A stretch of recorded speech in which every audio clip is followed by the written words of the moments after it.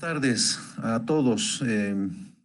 Hoy continuamos con la conferencia virtual número 40 que está siendo encarada y organizada por el Centro de Investigaciones Arqueológicas, Antropológicas y de Administración de Tiwanaku, institución que tiene la responsabilidad de administrar, gestionar y proteger el centro espiritual, político y cultural de Tiwanaku.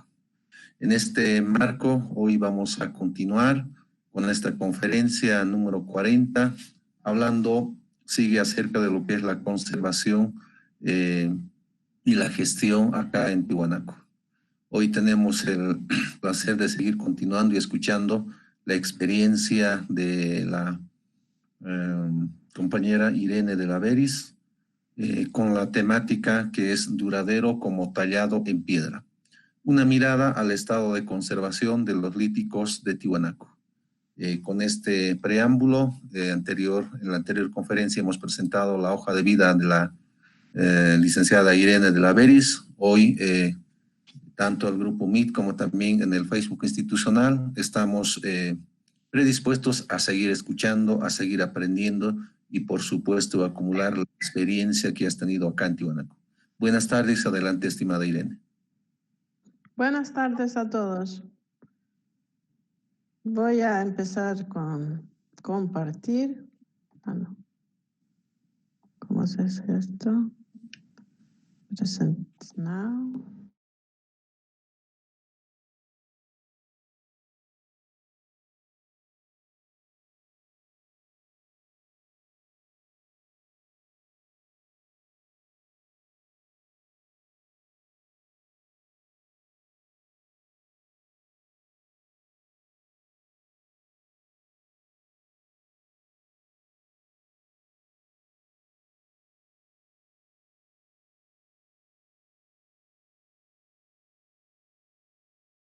Viendo. Adelante, te escuchamos. Ya. Bueno, muy buenas tardes. No sé si hay alguien más que está de noche como yo. Hoy vamos a hablar de los líticos de Tiwanaku y lo he llamado duradero como tallado en piedra. Y ahora no hay. Tiwanaku es conocido por sus maravillosos trabajos en piedra, tanto sus construcciones como sus esculturas, los monolitos, las estelas, y vemos en las fotos antiguas que ese amor por los líticos existieron desde muy temprana edad en la comunidad de Tiwanaku, en el pueblo. Estas son fotos a la izquierda de Max Ulen de 1892, cuando él llega a Tiwanaku y hay un pequeño museo primitivo en el pueblo, y de la misma exposición hay foto también de los hermanos Sintich de 1903. Los líticos de Tiwanaku los entendemos como la Puerta del Sol y los templos y muros, pero también hay otros tipos de trabajos de líticas, como son recipientes, y también tenemos lo que es piedras preciosas, como estas, la y crisocola, que se utilizaban para decorar la gente, su cuerpo, collares, pulseras, quién sabe qué. Entonces, vemos que hay en el sentido de funcionalidad y una gran diversidad de objetos. Aquí, para empezar, vamos a ver una foto de comparación. Esta primera foto a la izquierda es de Max Uhle, de 1892, y otra foto es de 2009, cuando he llegado a Tiwanaku, y no es de 2009, es del 2011. Del mismo sillar, y podemos ver cómo la iconografía se ha perdido. Pero aquí vemos la misma pieza, sacado la foto en el mismo momento, uno tras de la otra, simplemente con una diferente iluminación. A la izquierda tenemos una luz rasante y a la derecha tenemos una luz directa de un flash. Entonces, ese es un asunto muy importante tener en cuenta cuando tenemos que evaluar el estado de conservación, sobre todo de piezas que tienen iconografía tallada, ya que la iluminación puede ser determinante para poder detectar esta iconografía.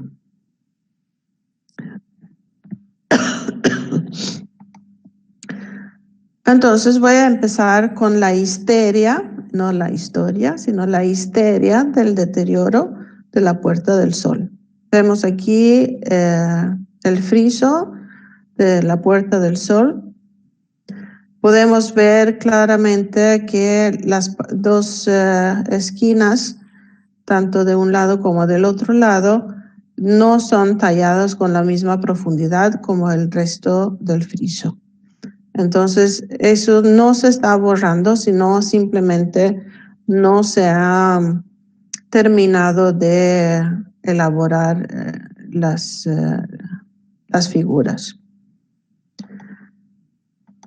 Pero esto de la Puerta del Sol, que la llamo histeria, eso es de larga data. ¿Ya? Mucho antes que yo llegara a Tiwanaku, tenemos aquí un recorte de diario que es de 1986, escrito por Daniel Shavelson, un arqueólogo argentino, y que se toma la libertad de opinar sobre los deterioros que sufre la Puerta del Sol. Y también tenemos otro recorte aquí de 2014, donde se hizo una entrevista con el director anterior del CIAT, que expresaba que existían parásitos vegetales y que la pérdida progresiva de sus bajorrelieves llevó a ellos a realizar estudios y querían trasladarlo al Museo Lítico. Hay que aclarar que parásito es un organismo que habita y se alimenta de otro organismo, un huésped.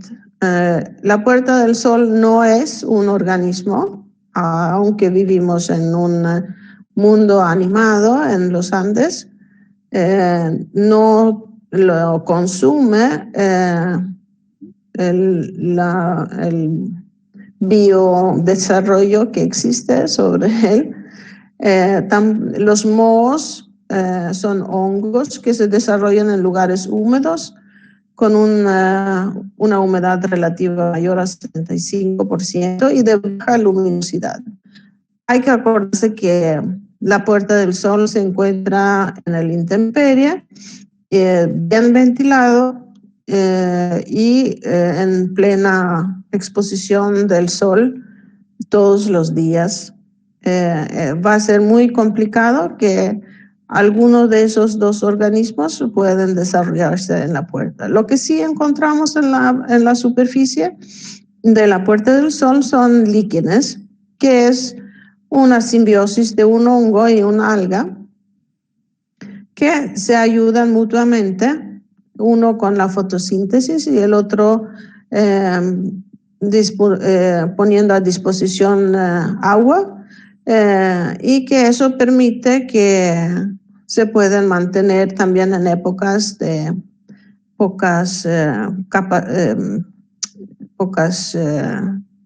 épocas poco favorables para su desarrollo. Lo que sí son un muy buen indicador de que no tenemos contaminación en el aire. Los líquenes no crecen en aire contaminado.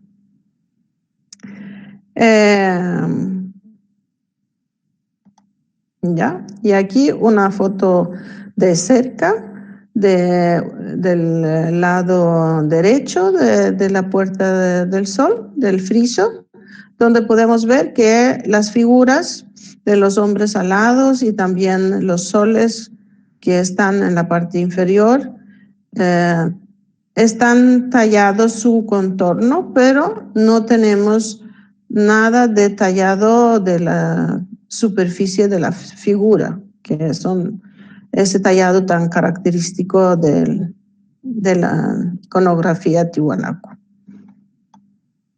Y vamos a ver Viracocha. Yo quiero ahora que por favor ustedes expresan, si alguien me puede transmitir, Julio, de qué edad son estas fotos. Si alguien se anima a expresar su idea de qué edad puede ser estas fotos. Esto es participativo, por favor. Ahorita no tengo en mente Irene, pero sé que durante mucho tiempo se ha ido registrando el registro gráfico y obviamente esos son referentes para la conservación. Dame unos minutos, voy a tratar de ubicar de qué data son. No, ¿qué piensan observándolos? ¿Qué puede ser la más antigua y qué puede ser la más nueva? Si alguien puede ver una diferencia notoria en su área tallada, si hay deterioros más fuertes. Irene, yo diría que la más antigua es la de la derecha, porque se ve más relieve en la parte inferior de la donde apoya, que parece como una pirámide, pero el rostro, no sé, simplemente por lo que está abajo. ¿Alguien más se anima? Irene, pero también hay que considerarlo el momento en el que uno toma la fotografía y la cámara, porque a una cierta ángulo del sol que está, obviamente se proyectan las sombras y pareciera ser más nuevo, que no está dañado. Y hay otra foto que obviamente no hay buen contraste y pareciera ser que la iconografía ha perdido mucho. Entonces esos son detalles que hay que considerarlo también. Sí, por supuesto. Eso es muy importante lo que estás diciendo. Y eso es justamente lo que quiero llegar. La manera que se saca la foto, con qué calidad se saca la foto. Digamos, ahora manejamos los píxeles y megapíxeles. Antiguamente las fotos que se sacaba con químicos, ¿no? Y dependiendo del tamaño de las partículas que estos productos tenían en el film, se daba una mayor nitidez o menor nitidez de la foto. Entonces, también hay que tener en cuenta que está hecho hasta una tesis, no me acuerdo de qué universidad en Estados Unidos, donde la tesis se trata de cómo la Puerta del Sol se está deteriorando y que de manera urgente hay que hacer algo. ¿Ya? Entonces ahora voy a revelar la edad de estas fotos, pueden ver que la foto de a la izquierda es de 1892, la del medio es del 2009, cuando yo he llegado a Tiwanaku, y a la derecha del 2017, cuando saqué foto última vez en Tiwanaku, de la Puerta del Sol. No, yo no puedo ver muchos cambios. Los cambios que son puntuales, por ejemplo, vamos a poner esto. Aquí podemos ver que el final del báculo está completo en esta foto de Max Ulen, y aquí en las otras dos fotos hay un pequeño pedacito que se ha perdido. Hay ese tipo de detalles. Si vemos en la profundidad de la iconografía, en el tallo de la iconografía, se podría confundir y decir, esta foto es más reciente porque está como deteriorado, pero sabemos que esta es más reciente y se asemeja mucho con la foto de Max Ulen.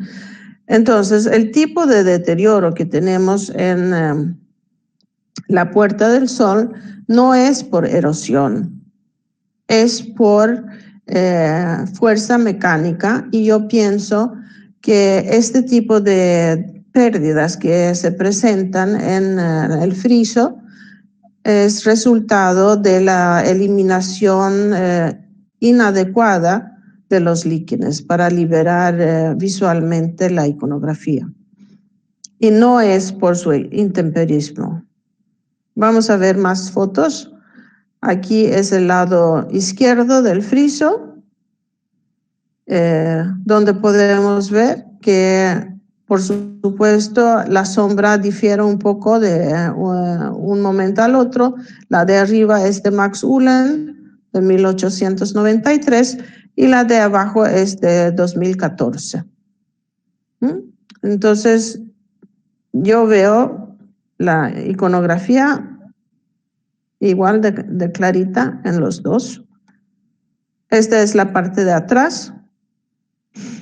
En esa época que ha llegado Max Ulen, la puerta todavía no estaba bien parada, entonces no podemos ver toda la superficie, pero lo que podemos ver, si se hace un acercamiento, es que estas áreas que están dañadas en 1892 también lo están, si se puede ver así la forma que tiene los deterioros.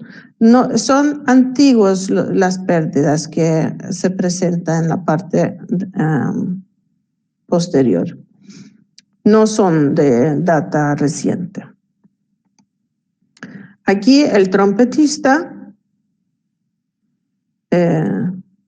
la calidad de las fotos de Max Ulen son de óptima calidad, son increíblemente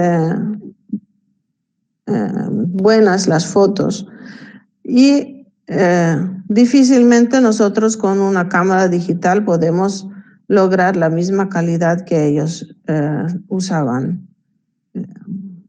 Pero los daños es, si vemos en el sol, aquí hay un poquito más grande las pérdidas que lo que se presenta en el otro. Son mínimas los cambios que se presentan.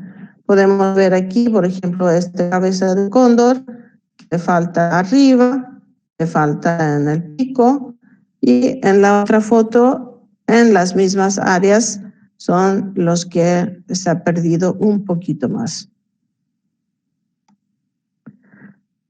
Una situación totalmente distinta encontramos, por ejemplo, en las puertas de Pumapunku. Y yo calculo que la diferencia que encontramos entre la Puerta del Sol, que nunca fue totalmente enterrada y el friso nunca entró bajo la tierra, y las puertas que encontramos en otras partes del sitio, es que estas han estado en contacto con la tierra, tal vez hasta enterradas. Y ahí la piedra absorbe sales y empiezan otro tipo de procesos que ya al salir de nuevo al aire libre se desenlacen en deterioros activos y que difícilmente los podemos parar. Vamos a hablar un poquito del museolítico, ¿no? Un museo que fue construido especialmente para albergar y proteger las piezas más emblemáticas líticas de Tiwanaku. Aquí una pequeña pieza, un sillar con una iconografía hermosa de otro Viracocha, que lamentablemente ha recibido 2 golpes, 1, 2, obstruyendo o dañando la superficie original y la iconografía. Un daño bastante importante para una pieza tan delicada y pequeña. Esto es un daño permanente, no se puede hacer nada para resolver este tipo de daño. No sabemos cuándo se ha ocurrido este daño porque no existen registros de cuando se abrió el museo, en qué condiciones se encontraban las piezas. Eso es una falta de protocolos, ¿no? Cada vez que se mueve una pieza se debe registrar y ver en qué condiciones se encuentra. Cuando yo recién llegué, como hablamos antes de ayer, se armó un quilombo bastante grande con la denuncia que yo hice sobre los daños que se estaban haciendo en el museolítico por la empresa que estaba trabajando ahí. Aquí podemos ver a la izquierda que está apoyando un marco de hierro, de metal, que era el soporte para una gigantografía sobre piezas líticas. También esta pieza está manchada con pintura que habían utilizado en los trabajos que estaban trabajando. Estas 2 piezas tienen ya marcado así por abrasión donde estaba apoyado el marco de hierro. Aquí vemos una pieza que está empotrado en cemento y el cemento está subido sobre la área que está en exposición. O sea, no solamente está empotrada, tenemos como 19 piezas que están empotradas en bloques de cemento, los soportes de cemento, algo que no debería hacerse, ¿no? Y también todas están así, manchadas con cemento, despotrilladas, rajuñadas. Y aquí fue el escándalo, ¿no? Que habían pintado encima de una estela con color amarillo cuando estaban decorando los soportes de cemento. Esto era lo que desenlazó todo el conflicto del museolítico. Aquí podemos ver también otro ejemplo, desportillamiento. Aquí tenemos daños por arrastre. Aquí tenemos una pieza muy linda y en muy buen estado, pero expuesta en una situación de muy alto riesgo. Aquí no hay nada que los sostiene más que su propio peso sobre este soporte muy delgado, y la pieza es muy alta y delgada también. No existe un buen equilibrio aquí. Y aquí tenemos un montón de sillares pequeñas de diferentes tamaños y calidades y formas que fueron totalmente descuidados, están totalmente manchados con yeso y pintura y barro, y en general no parecen ser piezas patrimoniales. Esto es como el preludio de la denuncia del Museo Lítico en 2009. En la sesión anterior había un señor que preguntó sobre el cemento en las piedras, un muy buen ejemplo de cómo actúa el cemento sobre las piedras.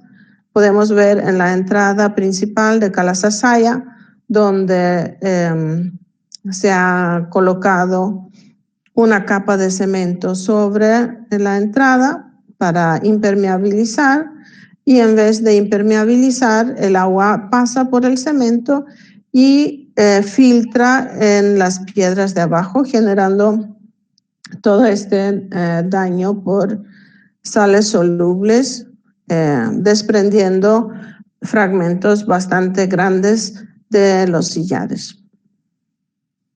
Por suerte, estos sillares no son originales, ¿no? Esos son restauraciones, pero igual no es bueno. Eso afecta a los sillares que están originales, que están al lado.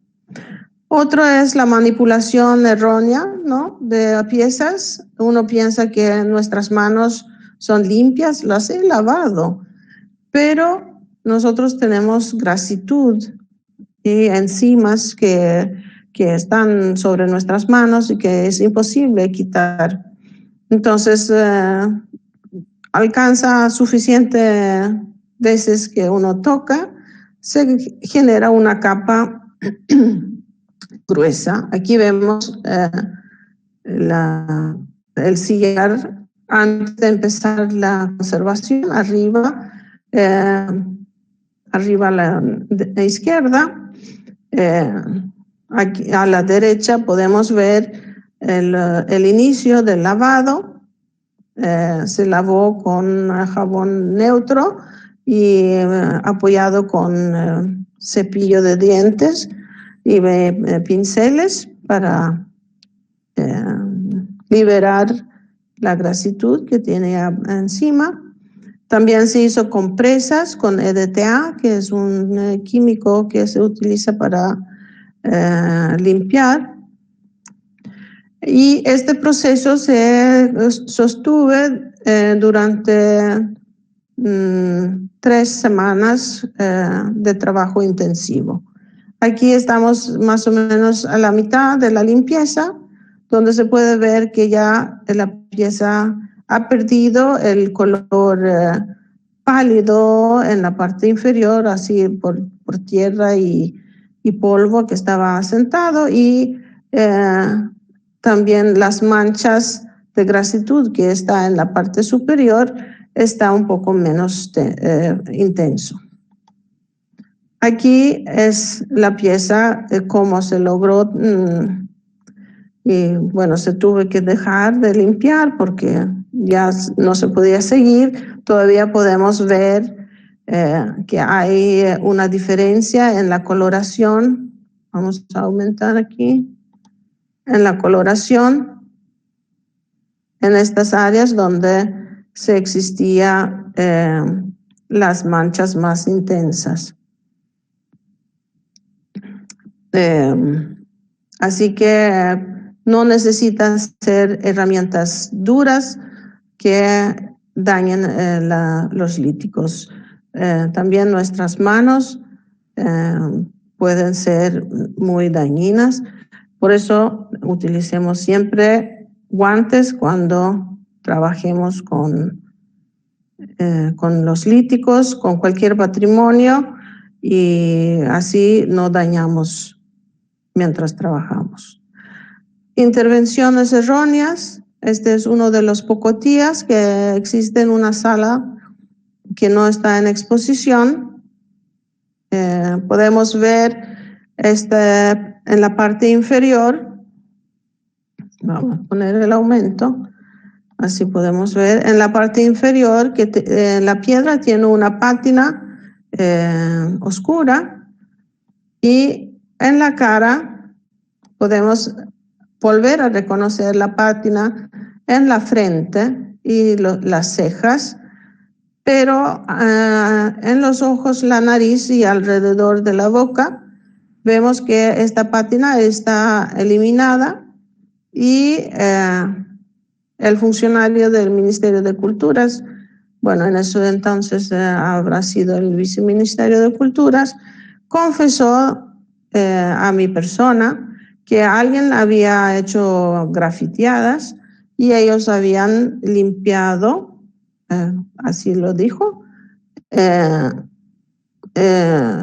picando y sacando la pintura. Lo que han hecho es un daño irreversible sobre el pocotía,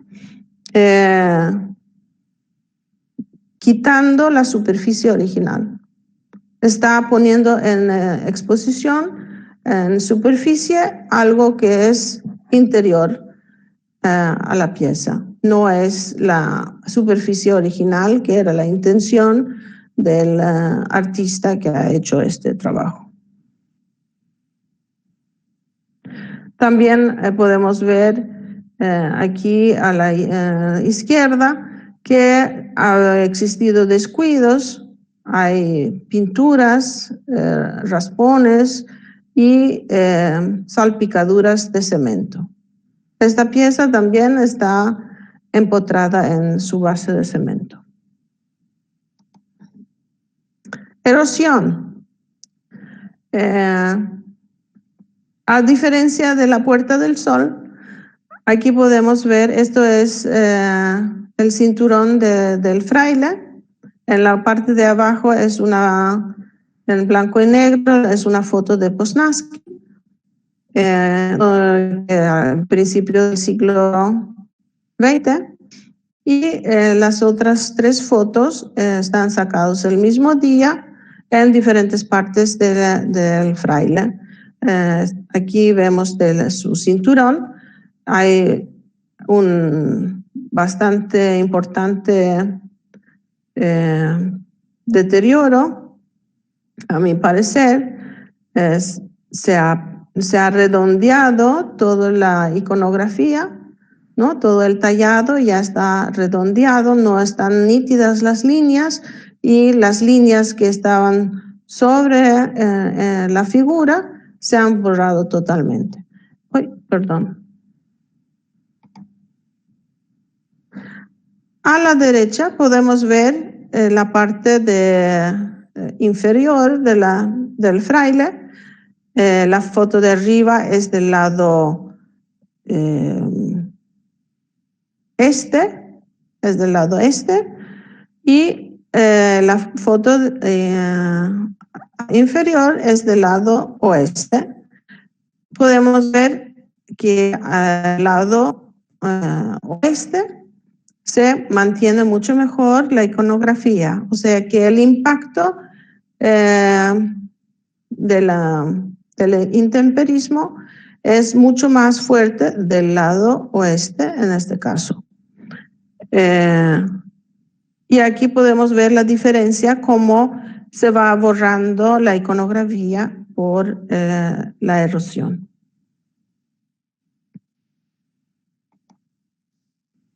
Exfoliación, ¿no? Por diferentes asuntos bastante complejos, sobre todo fluctuación de la humedad relativa, también puede influenciar sales, como también puede haber un lavado de la matriz de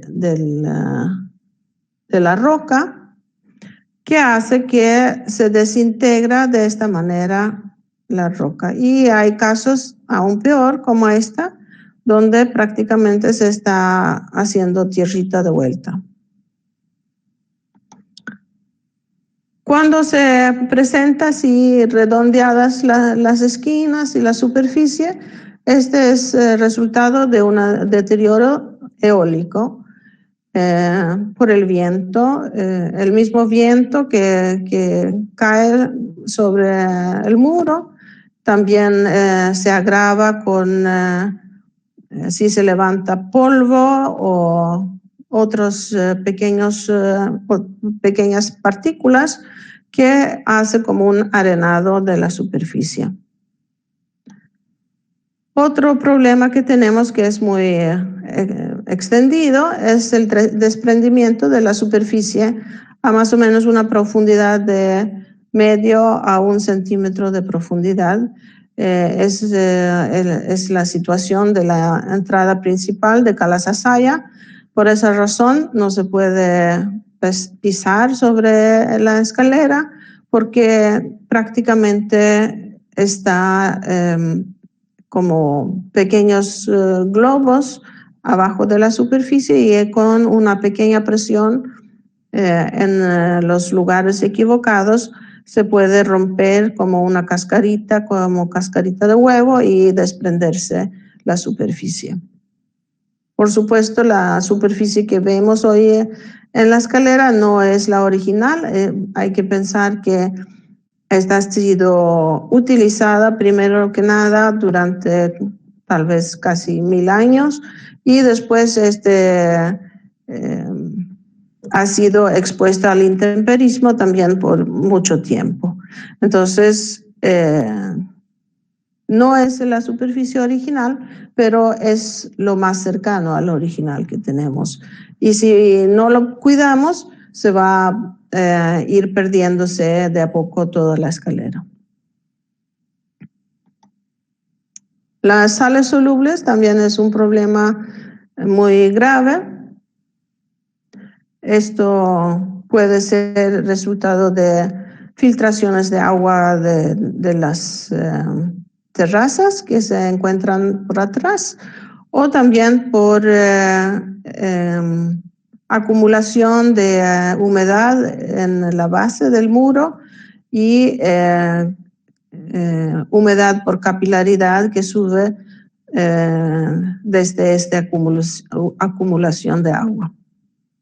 Como pueden ver, aquí en esta área, todo este fragmento de piedra que se puede ver aquí, igual aquí en la esquina de superior derecha, estas partes se están sosteniendo con la presencia de los cristales de sal que pega en la parte de afuera con la de adentro.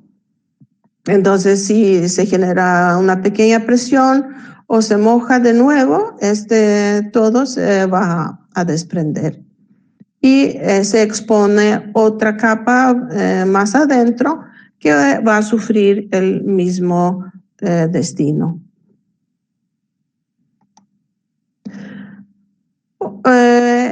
Esta absorción de sales solubles también se presenta en los muros recién excavados, ¿no? Mientras está enterrado el bien arqueológico, al ser salitrosa la tierra, se acumulan las sales en las piezas, siendo eso lítico, cerámico o cualquier otro tipo de material, y cuando se saca en la excavación, se expone al aire y la pieza se va secando, y ahí se produce como un pequeño shock en la superficie de la pieza y se va desintegrando. Este sillar es de la estructura que Nacho nos habló, la estructura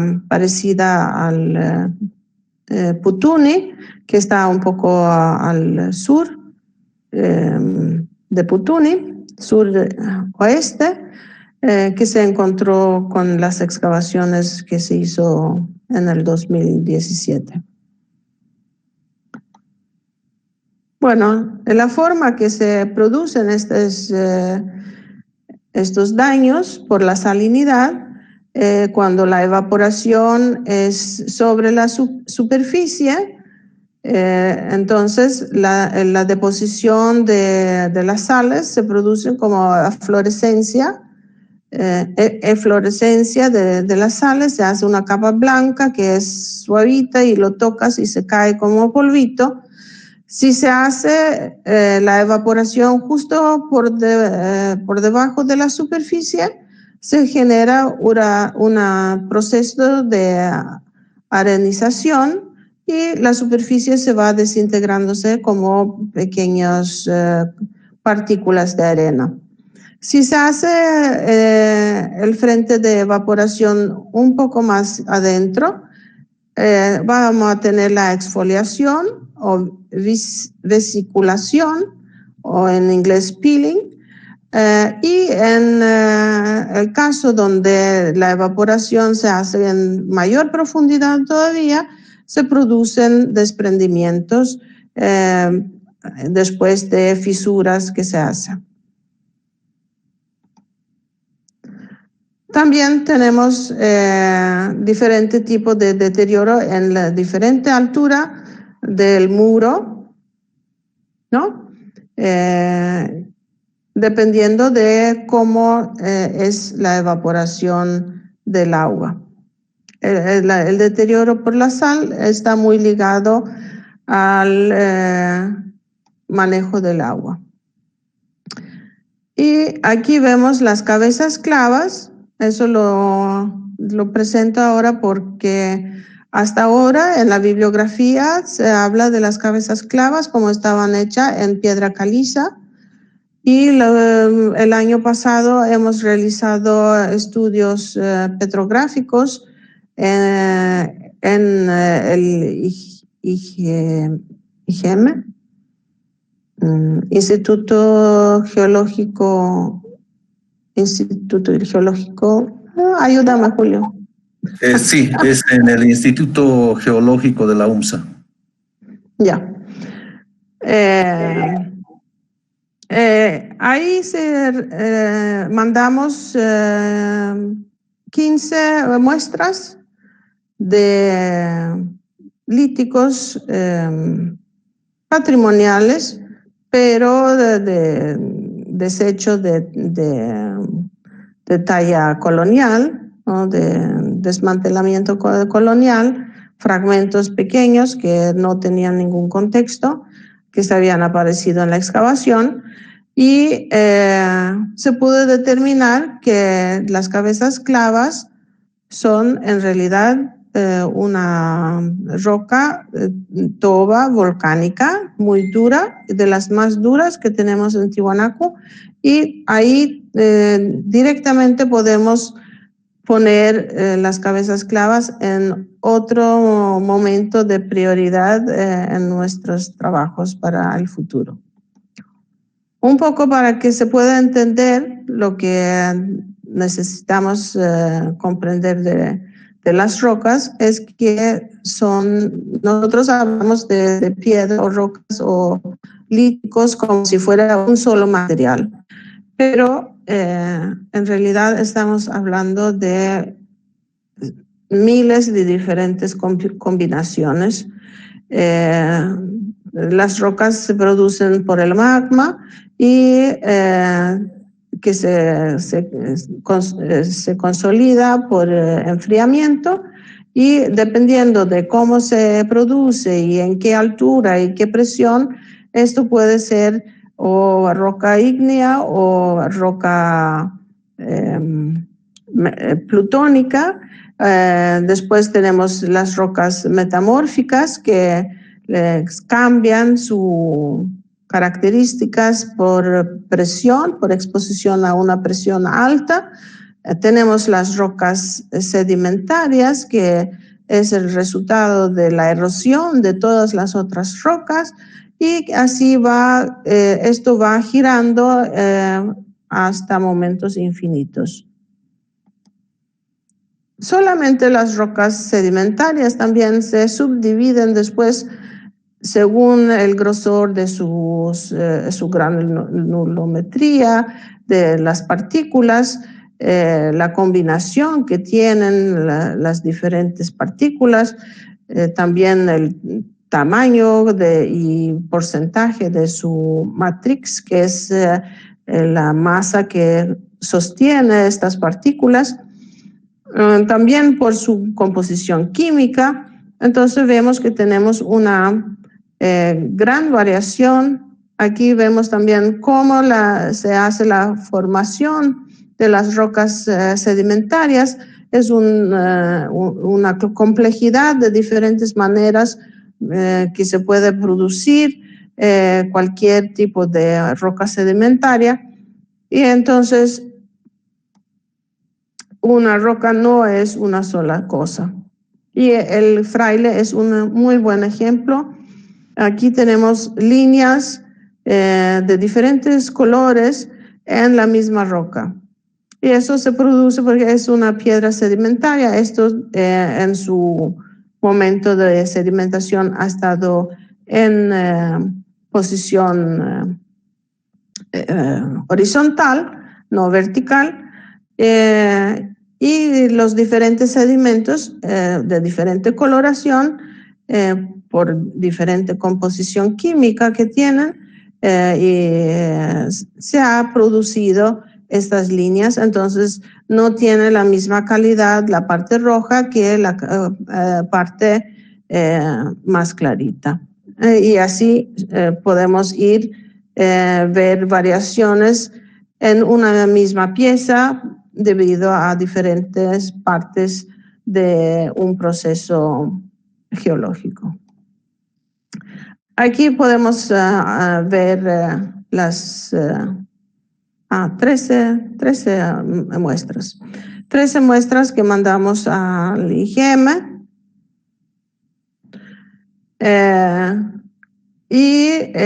Tenemos algunas sorpresas muy interesantes, como ya les dije, de la caliza, que pensábamos que eran las cabezas clavas. Es una toba riodacítica, ¿no? Una roca volcánica con alto porcentaje de matrix vítreo. Es durísimo. No corren especialmente gran riesgo. Otro que pudimos ver es que nosotros veíamos todas las piedras sedimentarias como arenisca, y resulta que dependiendo de su tamaño de las partículas y también la composición de la matrix, tenemos diferentes tipos de piedras sedimentarias. Tenemos areniscas, tenemos arcosa, tenemos grauvaca y subarcosa. O sea, hay una diferente categorías de rocas sedimentarias.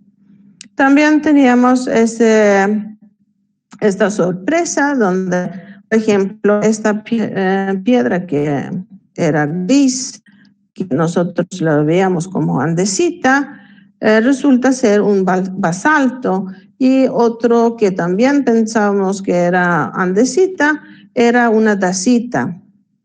Y esta que también pensábamos que era una andesita resulta ser una roca sedimentaria de cuarzo arenita, súper dura, y así estamos llenos de sorpresas. Otro andesita que es basalto.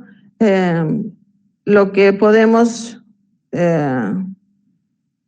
concluir de este estudio es que hay que volver a analizar todo el material lítico de Tiwanaku bajo microscopio, porque así como estamos acostumbrados a decir, es gris, es andesita y es tal y cual, no es válido. La determinación de las rocas requiere un estudio microscópico.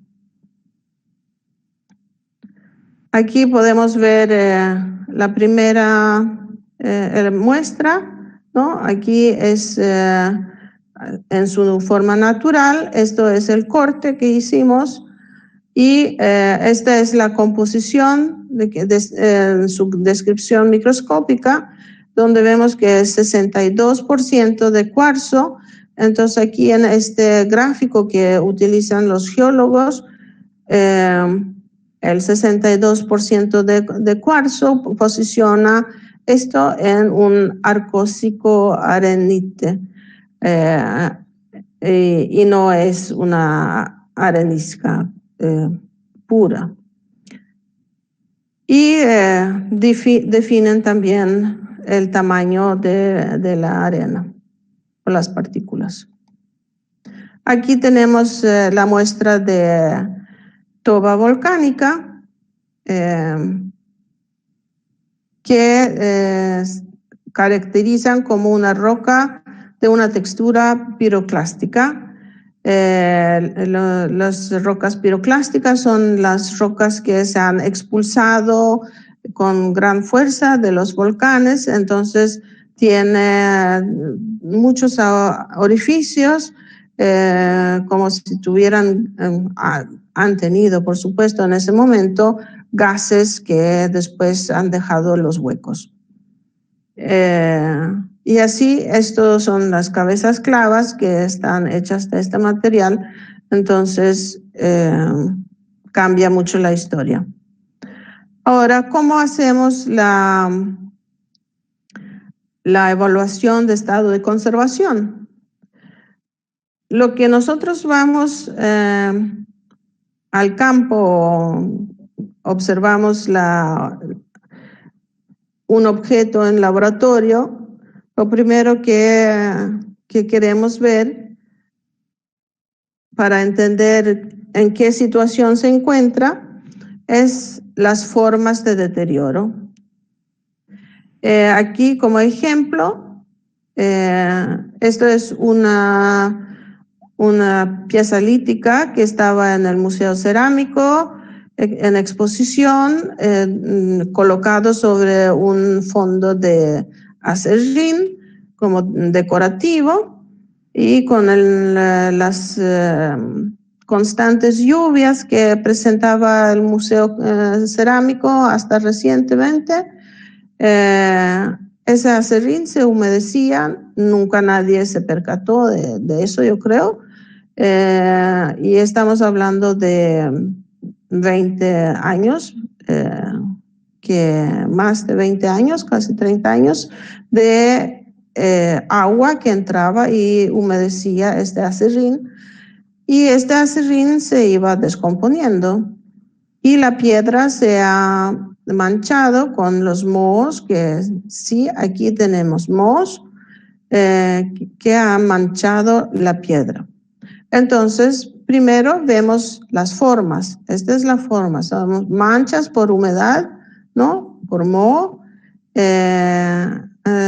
probablemente también absorción de todos los ácidos que contiene el acerrín. Y el segundo paso es determinar los agentes de deterioro. Entonces aquí uno de los agentes de deterioro es las inundaciones, el agua que se presentaba en cada época de lluvia, el uso inadecuado de materiales en contacto con la colección y humedad relativa y temperaturas inadecuadas para proteger las piezas. Entonces es una combinación de diferentes agentes que el proceso es que el acerrín se podría por por la humedad que presentaba en prolongados periodos del año. En ese proceso de descomposición se producían mohos y esos mohos con sus colores que tienen naturalmente han manchado la piedra. Esa es la manera que evaluamos el estado de conservación de una pieza.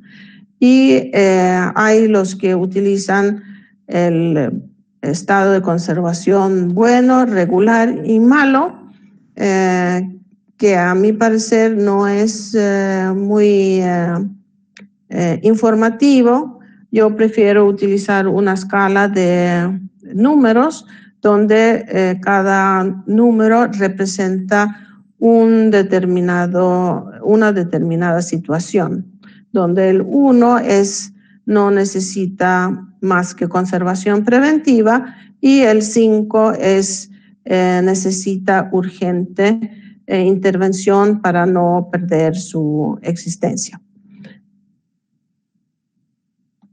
Así, y los diferentes agentes de deterioro y factores. Arriba tenemos los agentes climáticos, biológicos, físicos, y abajo tenemos los factores, que es como el desglose que podemos encontrar en Tiwanaku. Y aquí son una clasificación de las formas de deterioro que pueden presentar los líticos.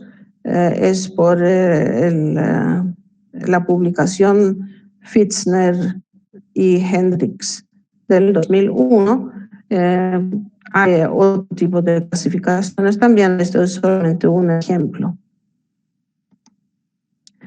Y el deterioro de los materiales líticos tienen sus factores intrínsecos, que es su composición, como hemos visto, que pueden variar mucho, su estructura, su textura, si es liso o es áspero, si tiene poros o no, aquí la porosidad, si es grande o pequeña, es profunda, tamaño de las partículas, todo eso es las características de la misma roca. Y tenemos los factores extrínsecos, que son las condiciones medioambientales y ubicación espacial, si está afuera, si está adentro, si está en el trópico o si está en el ártico. Eso depende de cómo va a reaccionar cada piedra. Entonces, para concluir, quiero remarcar que existe una gran diversidad de tipos de roca en Tiwanaku, mucha más de lo que pensábamos originalmente, y hay rocas que teníamos totalmente equivocadas. Entonces hay que revisar y corregir esa bibliografía, sobre todo en lo que es la catalogación de las piezas del CIAT, porque eso es información que se tiene que actualizar. Eso es muy importante para futuros trabajos de conservación. Los principales factores de deterioro, a mi parecer, son los antrópicos. Hay muchas intervenciones mal hechas, sin criterio de uso de materiales, sin criterio de técnicas,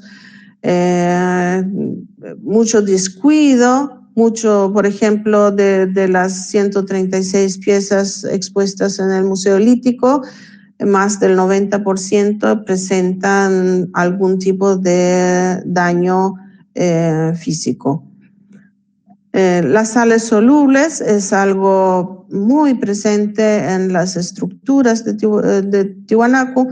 También lo volvemos a ver en los bienes muebles que se extraen de las excavaciones. Las cerámicas que hemos conservado tienen una salinidad bastante alta. Y también las condiciones climatológicas.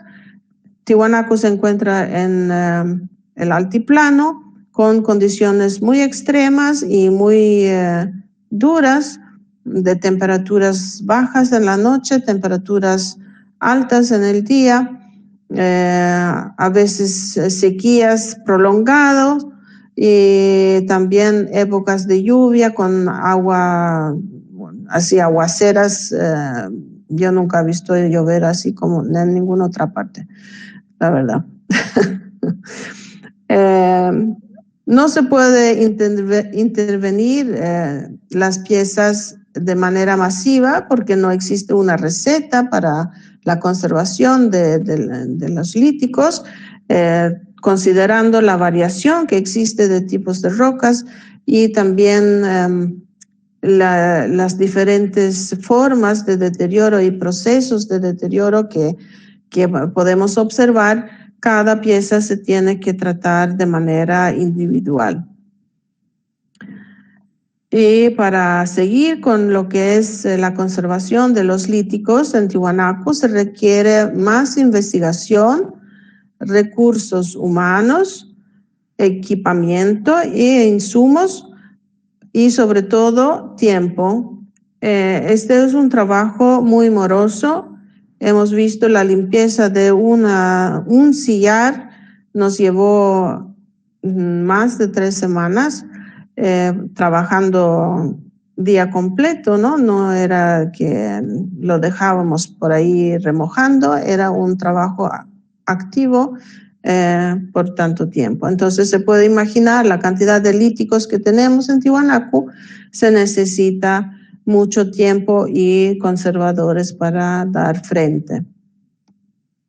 Y para palabras finales, es importante tener esto en cuenta, que el deterioro es una reacción o un proceso natural del cosmos donde todo vuelve a un estado energético menor y más estable. Eso es la respuesta a la pregunta que me hizo Julio antes de ayer. No se puede parar el proceso de deterioro.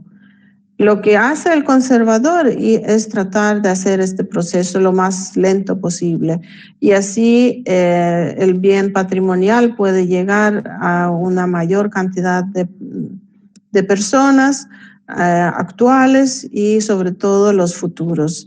Trabajamos para las futuras generaciones.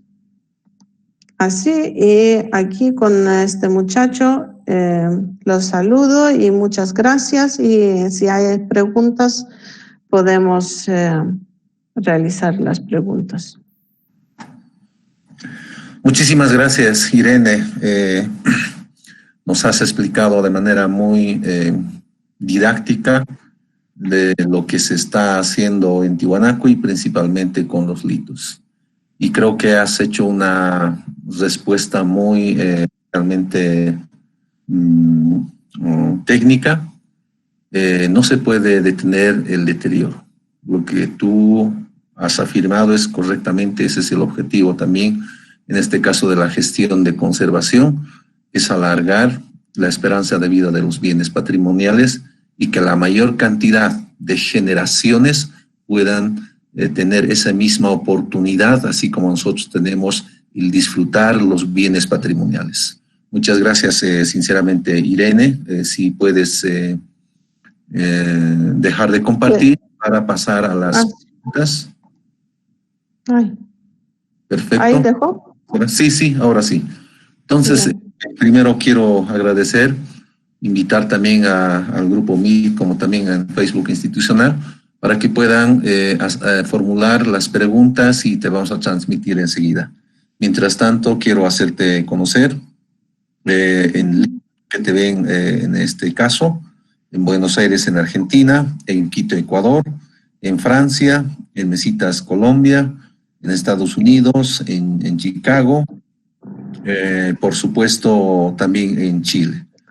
También por otro lado, quiero saludar en este caso al hermano Calixto Cabrera, quien está transmitiendo nuevamente para que esta disertación que todos los tiwanacotas que vivimos actualmente junto con este patrimonio también puedan escuchar esta disertación. Se está transmitiendo a través de la radio comunitaria cultural Tiwanaku 97.5 FM, quienes están escuchando sobre esta gestión de patrimonio. Pero también quiero saludar que ven desde el Alto, La Paz, Oruro, Cochabamba, Santa Cruz, Copacabana, en Viacha, en Sucre, en Punata, Cochabamba, y obviamente el resto, en este caso, a través del Facebook institucional. En este momento voy a permitirme a transmitirte las preguntas que han formulado. Empezamos con Facebook institucional. Enrique Moreno. En mi opinión, lo que se podría tal vez realizar sería hacer un barrido láser que pudiera darnos un relieve digital topográfico de cortes de profundidad. Asimismo, transversal y longitudinales para ver a mayor detalle y precisión, y podríamos determinar superficies simuladas faltantes a modo de precisar datos de deterioro y complementar de este modo detalles microgranulares en su elaboración y diseño inicial. Si puedes comentar al respecto o pasamos a la siguiente pregunta. Claro, eso sería genial si se podría hacer algún trabajo de documentación súper detallado, pero hay que, yo creo que lo que no hay que olvidarse en Tiwanaku es la dimensión de las cosas. Como vimos antes de ayer, los problemas que hemos enfrentado los últimos 10 años en Tiwanaku son problemas estructurales en la gestión. No existía una institución, no existía una reglamentación, no existía nada. El laboratorio de conservación recién se ha creado en 2016. Entonces, antes de eso no había un espacio físico que permitía realizar trabajos de calidad. O sea, lo que se podía hacer era ir a sacar una foto y a escribir un informe. No teníamos equipamiento y todo eso, no lo dije el otro día, pero quiero remarcar ahora, todo es un proceso. Estamos en un proceso. Se ha sembrado unas semillas y ahora está creciendo esta plantita y hay que cuidarlo para que en el futuro pueda florecer como merece Tiwanaku. Todo aporte es bienvenido, por supuesto. No sé si estás de acuerdo, Julio. No, totalmente, Irene, porque como tú lo dijiste, este es un proceso, prácticamente tiene que ir acompañado y agarrado de la mano con lo que es la institucionalización. Y justo en esta gestión se está programando una reglamentación de intervención sobre los bienes patrimoniales de distinta naturaleza, y eso creo que es una herramienta que va a ayudar muchísimo, primero a la ética profesional y segundo que las intervenciones que se hagan sobre los bienes patrimoniales o la no intervención probablemente también tengan responsabilidades, y eso creo que es un proceso que se requería hace mucho tiempo, pero se está haciendo, está en la, llamémosle así, en la mano del directorio para que puedan aprobar, y esto sería un reglamento por primera vez en el CIET, y obviamente ojalá sea la semillita que pueda contagiar no solo en Tiwanaku, sino a otras instituciones que tienen bajo su tuición la gestión y administración y principalmente lo que es la conservación. Vamos con la siguiente pregunta. Marcelo Alcón. Buenas tardes. ¿Qué políticas de conservación se tiene actualmente en el Museo Lítico? Si podrías comentar algo, estimada Irene, o si nos transmitimos lo que se está estableciendo en el plan de manejo.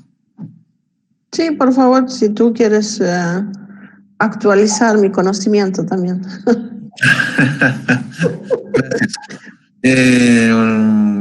Como Tiwanaku es un declarado un bien patrimonio mundial, evidentemente nosotros tenemos que delinear las líneas directrices bases en base a todos los diagnósticos y principalmente aquellos diagnósticos que ha hecho Irene, no solamente del espacio arqueológico, sino también de los monumentos y en este caso de casos concretos como el Museo Lítico, como el Museo Cerámico.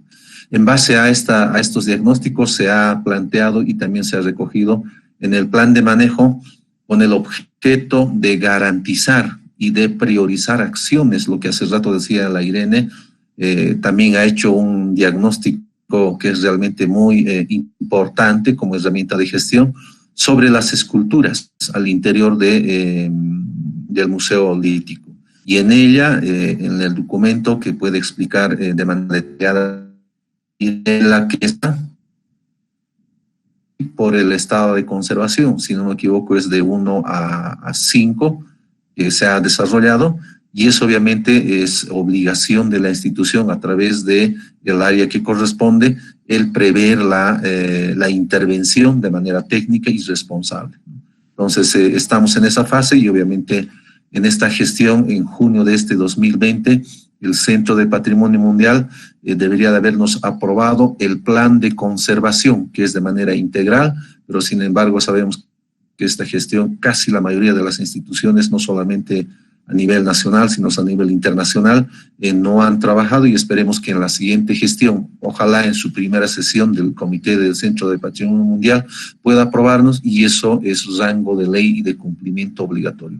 Creo que son herramientas de gestión que se están dejando, que no van a depender de personas, sino una vida institucional y obviamente estas herramientas de gestión que a futuro sean pues los referentes y que también permitan hacer una auditoría técnica en la intervención, en este caso sobre los bienes patrimoniales. Y justo para la gestión que viene, la institución del CIAT a través de unidad de auditoría interna también se haga. Hasta ahora es generalmente muy conocido hacer las intervenciones de auditoría a gestión administrativa, pero muy pocos antecedentes existen, por lo menos acá en Bolivia, sobre lo que es la auditoría técnica sobre la intervención a las colecciones, bienes patrimoniales y por ende a los proyectos que están siendo programados a ejecutarse en determinado tiempo y obviamente de manera cronológica.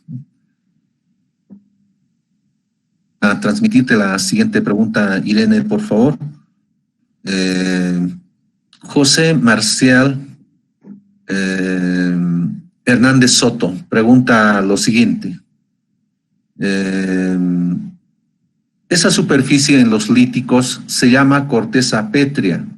Tiende a presentarse por la humedad del suelo que constantemente se está evaporando en Tiwanaku. 1. ¿Qué se podría hacerse con la humedad que emiten los pisos en Tiwanaku? 2. ¿Estaría de acuerdo que se lleve a un lugar seguro los monolitos en peligro de desintegrarse? Si podrías comentar, por favor, Irene. Primero era qué hacemos con la humedad, ¿no? Sí. Bueno, en realidad se está haciendo bastante en lo que es resolver los problemas de humedad. O sea, desde el 2009 se están abriendo drenajes que permite el alejamiento del agua de manera pasiva y automática, y eso ha cambiado totalmente la situación para los muros, como también los monolitos, que antes se encontraban en piscinas cada vez que llovía. Y después con motobombas se sacaba el agua. Ahora esto no ocurre. Mientras está lloviendo, el agua corre y se aleja y no tienes el estancamiento ni la absorción de tanta humedad como teníamos anterior.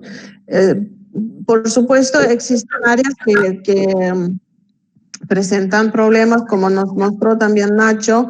En Calasasaya se ha generado una área grande cerca del muro balconero que tiene una acumulación de humedad importante. Y eso probablemente tiene que ver con la utilización de cemento que se utilizó en la restauración de Ponce San Ginés y que no permite la evaporación directa del agua. Tampoco deben haber dejado ningún tipo de drenajes ni nada que permite que ese agua se aleje de la estructura. Áreas que estaban expuestas, que sufrían mucho de sales solubles, como los muros sur de Acapana, se han realizado muros de, ¿cómo se llama esto? Muros de sacrificio, que en realidad es cubrir el muro original con otro muro. En este caso hemos utilizado adobe. Entonces la evaporación del agua se produce más afuera y no se genera la cristalización de las sales sobre la superficie lítica. Y por supuesto no puedes ver el muro, pero tampoco era un área donde se circulaba visitantes.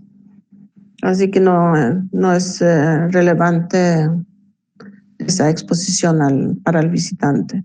Ahora la otra pregunta era, ¿haceme acordar? Sí, estaría de acuerdo que se lleve a un lugar seguro los monolitos en peligro de desintegrarse.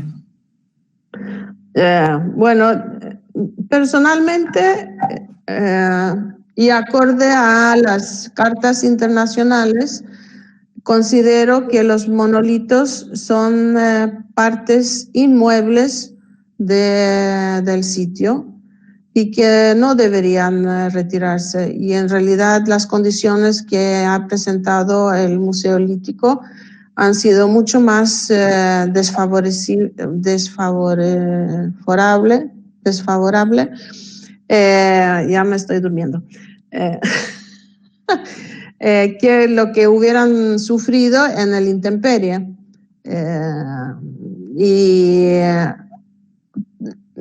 Yo justifico mi posición de la manera siguiente, que es quitar parte de la autenticidad del sitio y también parte de la experiencia que el visitante puede llegar a tener en su visita en el sitio.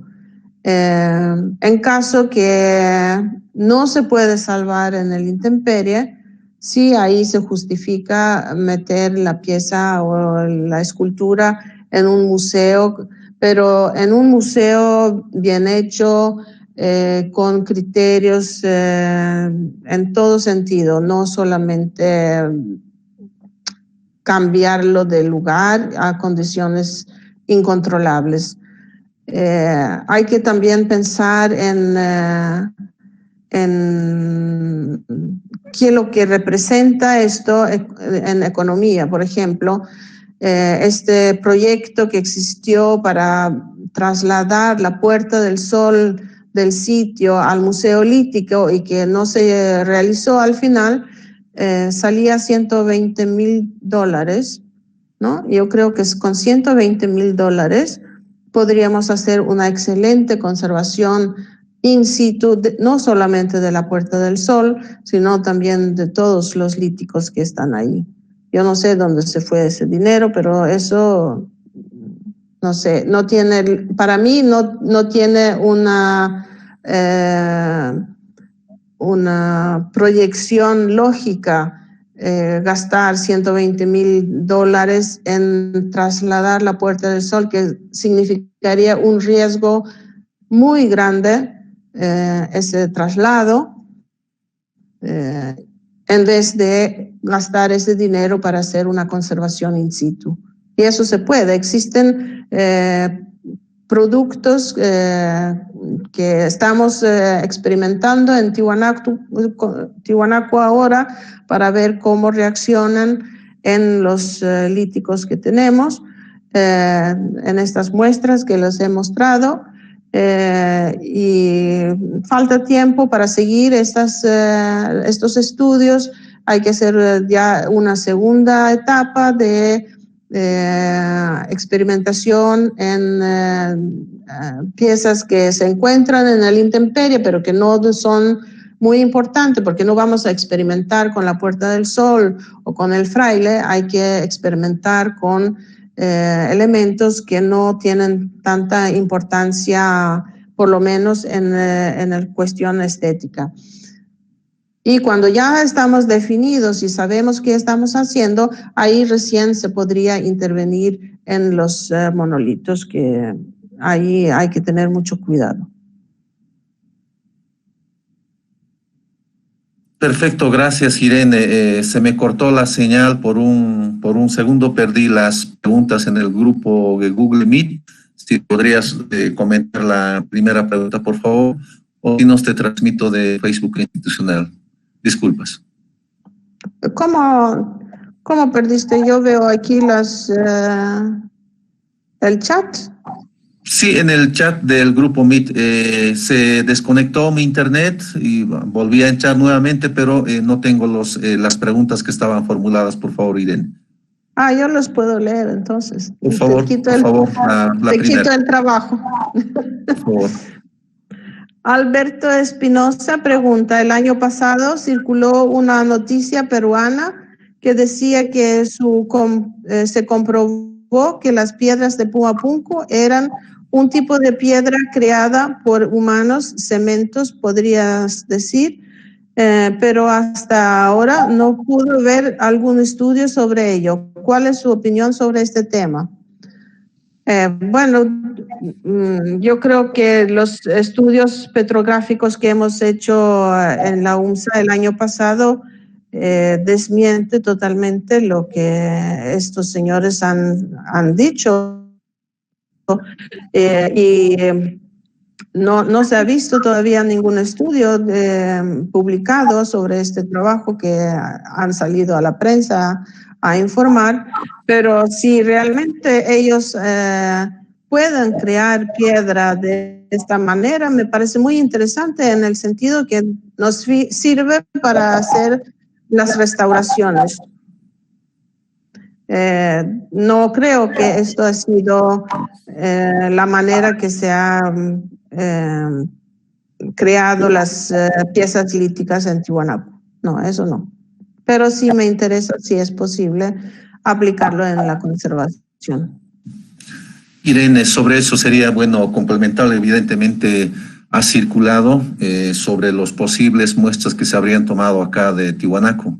Particularmente esta institución nunca ha recibido ninguna solicitud, tampoco ha puesto de conocimiento, en este caso, la publicación que señala en esta pregunta, pero también creo que una respuesta bien concreta y sencilla sería: de las canteras que se han ubicado, se tiene actualmente piedras, algunos que le llaman, entre comillas, cansadas o dejadas, que son desde los puntos de extracción de las canteras hasta Tiwanaku.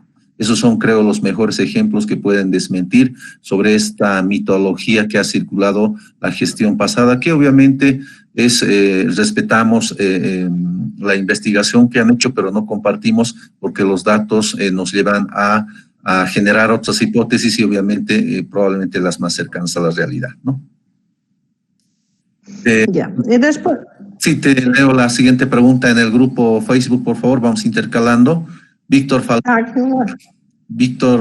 Falcón Guaita pregunta lo siguiente: por los factores ambientales que afectan a los litos, ¿sería mejor cubrir todos los monolitos decorados y la arquitectura de Tiwanaku? Si podrías comentar, por favor.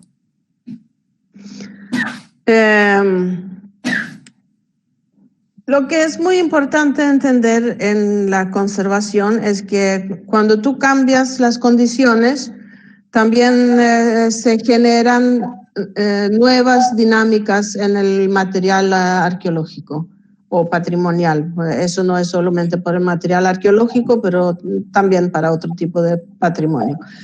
Entonces, hay que pensarlo muy bien cómo ese cobertor debería ser, porque no debe generar nuevos problemas.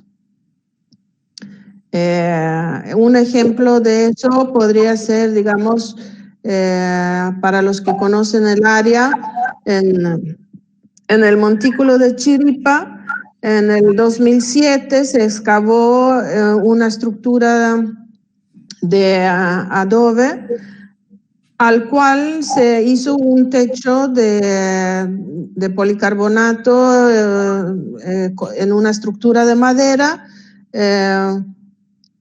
y esta estructura no protegía de los vientos laterales, no protegía del ingreso de personas, animales, no protegía contra que corre el agua desde otras áreas hacia adentro, por debajo del techo. Entonces, este techo generó un mayor problema en realidad. Esto no es la única vez que los techos pueden generar problemas. Eso hay infinitos ejemplos de eso a nivel mundial. Es muy delicado crear nuevas condiciones. Hay que pensarlo muy bien en profundidad antes de implementar las cosas. Perfecto, muchas gracias. Alberto Espinosa pregunta, ¿qué medidas de conservación recomendaría usted tomar en cuenta a los turistas, visitantes y guías de turismo que visitan? Es decir, ¿qué podemos hacer nosotros como visitantes para la conservación de Tiwanaku? Bueno, los que participaron en la charla antes de ayer, ahí hablamos de los 3 áreas que existen en la conservación, y una de esas es la conservación preventiva. La conservación preventiva es una actividad que toda la sociedad debería realizar, no solamente los que trabajan en la institución o solo los conservadores, sino todo. La conservación preventiva es actuar de una manera que evita o disminuye la posibilidad de futuros daños. Entonces, si eres visitante o guía de turismo, respetar las áreas restringidas, no rayar, no romper, todo eso es conservación preventiva y ayuda muchísimo, porque las veces que hay daños por este tipo de actos vandálicos, muchas veces son irreversibles, y si se pueden subsanar, son trabajos muy morosos y requieren muchos recursos. Perfecto, muchas gracias. Carlos Gustavo Yustel pregunta desde Buenos Aires. En momentos muy fríos, llega a congelarse el agua depositada sobre los elementos pétreos. ¿Cómo? En momentos muy fríos, llega a congelarse el agua depositada sobre los elementos pétreos. El tema de las heladas en los elementos pétreos es más complicado por el tipo de rocas que son poco porosas o no porosas. Las rocas porosas permiten la penetración del agua, y el flujo del agua no llega a congelarse el agua dentro de la roca, y por eso también tradicionalmente en todo el mundo vamos a encontrar que cimientos se hace con rocas porosas, mientras la construcción sobre la tierra se puede utilizar las rocas no porosas. Por ejemplo, el mármol, mientras en los cimientos se puede utilizar piedra caliza, a pesar de que es más susceptible al efecto del agua. Pero al estar bajo tierra, eso no es afectado por el agua. No sé si ha contestado. Sí, correcto, gracias. ¿Está bien? Saúl Manzano Garnica, Miss Irene, de la Veres, hay convenio con SICA Japón, con la Gobernación de La Paz, sobre las medidas de seguridad pandémica. ¿Se podría tomar ese ejemplo para el área de excavación en la capacitación del personal común? No tengo idea. Yo creo que todo tipo de cooperación puede ayudar, no sé, pero no sé en qué sentido mete la seguridad de COVID en eso. Hay un convenio, señala, hay un convenio entre JICA con la gobernación y se está seguramente estableciendo medidas de prevención y que las mismas sí podrían utilizarse acá en Tiwanaku, ¿no? Y obviamente para eso, hoy hemos presentado nosotros, la anterior semana se ha presentado al COEM municipal para la reapertura, donde están adjuntos 8 protocolos para personal, para el patrimonio, para los turistas que van a llegar, para el que va a llegar, en fin, muchos protocolos que van a permitir, primero, preservar la vida y obviamente el patrimonio, ¿no? Entonces, vamos por el tiempo, Irene. 2 últimas preguntas más, por favor. Alberto Espinosa pregunta lo siguiente: durante las previas celebraciones del Año Nuevo Aymara, recuerdo que hubieran mucha gente quejas sobre habitantes en estado de ebriedad, maltratando las ruinas o haciendo sus necesidades en el Calasasaya. ¿Qué medidas ha tomado el sitio para evitar que esto vuelva a ocurrir durante eventos grandes como el caso de Wilcacuti? Creo que este tema el día martes se ha abordado y Irene ha explicado de manera muy detallada. Si quieres comentarlo algo en general o pasamos a otra pregunta. Yo creo que el señor puede ver la presentación, pero el año 2011 se elaboró y se implementó por primera vez un plan de seguridad para los festejos de Wilcacuti con gran éxito y no se han presentado daños al patrimonio desde ese año en adelante. Y ese plan de seguridad se aplica todavía y estamos viento en popa. Perfecto. En el grupo institucional, señor, disculpa un segundito, el señor Marcelo Alcón, no realicé su pregunta, señala. Disculpas, no tengo la pregunta, si me puede volver a formular la pregunta, porque perdí el contacto desde Tiwanaku, se cortó el internet y al volver a ingresar no tengo todas las preguntas. Si puede volver a ¿Qué señor era? Marcelo Alcón. No figura en el chat aquí. Sí, no está en el chat, está en el grupo, está en el Facebook Live institucional que ha realizado esa pregunta, ¿no? Irene, mientras hace llegar la respectiva pregunta, quisiera agradecerte por la disposición y obviamente nos has desarrollado y obviamente la institución tiene la responsabilidad conforme al Decreto Supremo 1004 para seguir encarando estos trabajos y principalmente, primero, la institucionalización, y eso va a garantizar la sostenibilidad de todas las actividades, no solamente en conservación, sino también en otras áreas que son inherentes a la naturaleza institucional del CIAT y por ende, obviamente se tiene que haber un control y una fiscalización de las instancias que corresponden y no solamente nacionales, también internacionales, así como la UNESCO, antes que trabajemos en un equipo Irene, Tiwanaku estaba en la lista roja. Y obviamente se ha zafado con todas las medidas y el mejor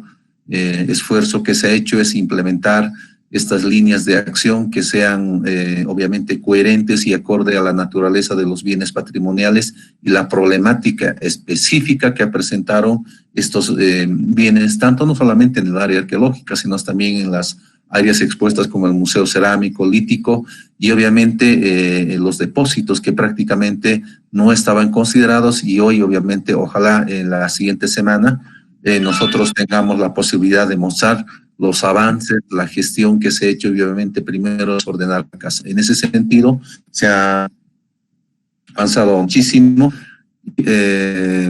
Vuelvo a ver, no ha formulado nuevamente la pregunta, lo siento mucho, señor Marcelo Halcón.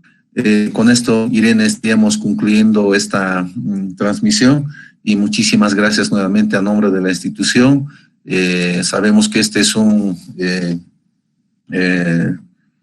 un trabajo que se ha encarado no solamente de mi persona como director, sino este es un trabajo de un equipo que empieza desde en este caso de mi persona hasta el último personal. Entonces, a nombre de todos ellos, quiero agradecerte obviamente a aquellos profesionales que han contribuido muchísimo a lo que es la conservación y particularmente como Julio, Irene, muchísimas gracias por permitir a trabajar y el tiempo acá en Tiwanaku que has estado. Obviamente yo he aprendido muchísimo con lo que es la conservación, pero también decirte muchísimas gracias. Sin tu ayuda, sin tu lineamiento, quizás no hubiéramos tenido el primer laboratorio de conservación de patrimonio en Bolivia y justamente se ha hecho en Tiwanaku. No será con mucho equipamiento como se desea, pero es un inicio. Y como tú lo dijiste, esa semilla que se ha sembrado tiene que ir creciendo y a medida que va a ir creciendo se va a enraizar y obviamente va a fortalecer y el ganador va a ser, no nosotros habremos puesto de nuestra parte mientras estemos en estos espacios que nos permiten hacer la gestión integral y de conservación a favor del patrimonio, pero principalmente el ganador debe ser el patrimonio y por supuesto la sociedad que viene en futuro para seguir encarando. Muchas gracias, Irene. Ya, aquí Annalí dice que te ha pasado la pregunta de Marcelo Halcón al WhatsApp.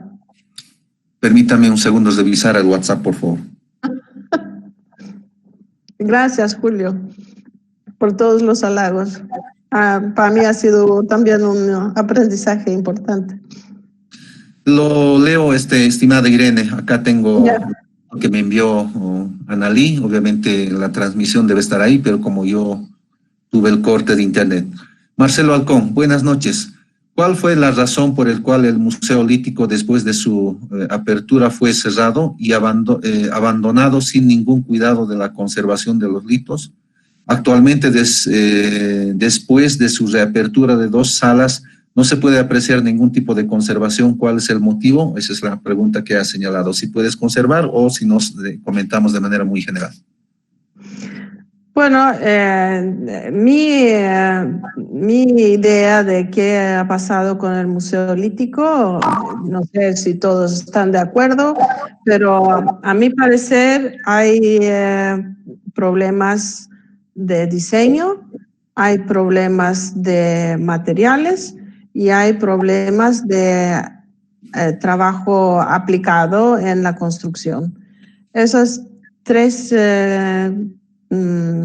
elementos que deben garantizar la estabilidad de una estructura han fallado las 3 y eso se agrava con que el museo se encuentra sobre el canal de agua, como hemos nombrado. Está lloviendo desde arriba, o sea, ya se ha arreglado el techo, pero también se encuentra una evaporación del agua del canal por el piso del Museo Lítico en épocas de lluvia. Entonces, tiene problemas que son muy complicadas y no se puede decir que se abandonó y que no se hizo mantenimiento porque ha habido una combinación de falta de diseño, falta de materiales y falta de calidad en el trabajo. No, correcto, Irene. Principalmente el Museo Lítico es producto de un diseño, yo diría unilateral, ¿no? Que se ha dado el espacio hasta inclusive la museografía. Primero creo que se ha diseñado el espacio, después se ha visto el patrimonio, cómo puede acomodarse, en este caso, en este espacio construido, cuando debería ser al revés, como sugieren la línea de museología y museografía. Primero se tiene que evaluar qué es lo que se tiene, cómo se va a exponer eso. Esa infraestructura que se ha diseñado está en condiciones de albergar, y cuando nosotros decimos albergar, tendría que ayudar muchísimo en lo que es la conservación. Tampoco ha ayudado muchísimo. Y tú lo has dicho, está sobre el foso del canal, que Nacho nos ha enseñado en la anterior charla, pero también, además de eso, era un ojo de agua donde está el monolito Bennett. Y obviamente se ha construido en su construcción, por ejemplo, con cemento Sika y algunos materiales impermeabilizantes, pero yo tengo una concepción muy distinta. Hagas lo que hagas, no vas a poder contener al flujo natural de la naturaleza. En ese sentido, creo que se ha cometido el error, y obviamente nosotros lo que hacemos ahora es conservación.